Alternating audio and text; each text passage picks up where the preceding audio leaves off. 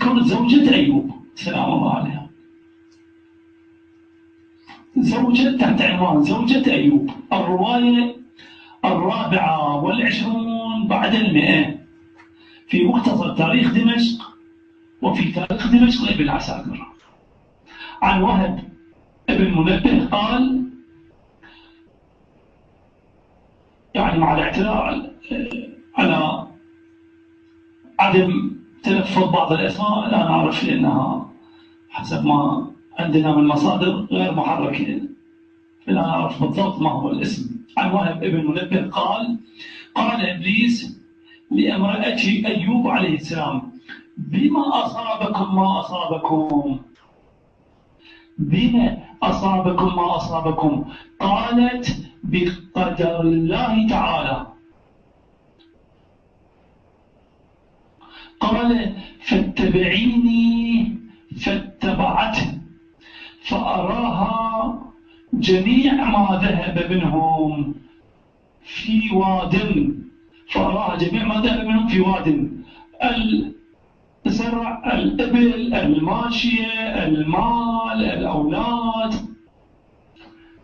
فقال إبليس: فاتبعيني، فاتبعته فأراها جميع ما ذهب منهم في واد، فقال: اسجدي لي وأرده عليكم، اسجدي لي وأرده عليكم.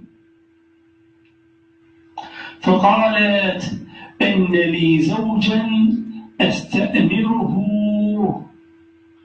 إن لي زوجا أستأمره علي، إن لي زوج أذهب إليه وأطلب منه، أخذ منه الأمر، إذا قبل بين الجزء أسجد. إن لي زوجا أستأمره.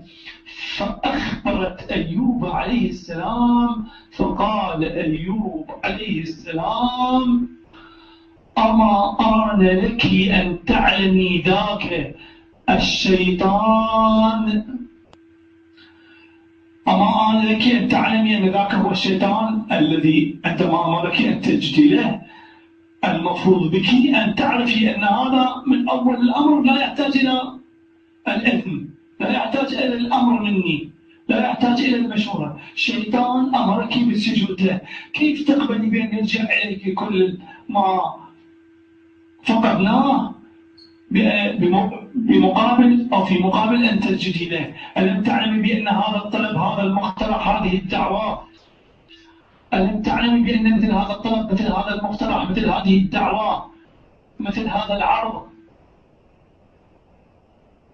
هو عرض الشيطاني إبليسي؟ أما آن لك أن تعلمي ذاك الشيطان لئن برئت لأضربنك 100 جلدة. كيف فاتك أنك مر عليك هذه القضية الواضحة، هذا الأمر الواضح؟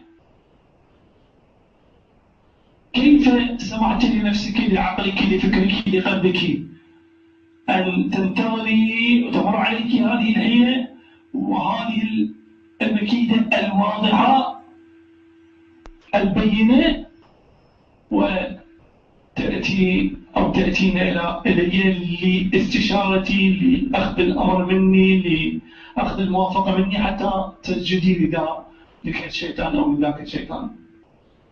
فهذه القضية تحتاج إلى نوع من التأديب، إلى نوع من العقوبة حتى لا تتكرر. لئن برئت لأضربنك 100 جلدة. انتهت الرواية. إذن في هذه الرواية نقول: من الذي رأى إبليس؟ من الذي شاهد إبليس؟ زوجة أيوب سلام الله على أيوب.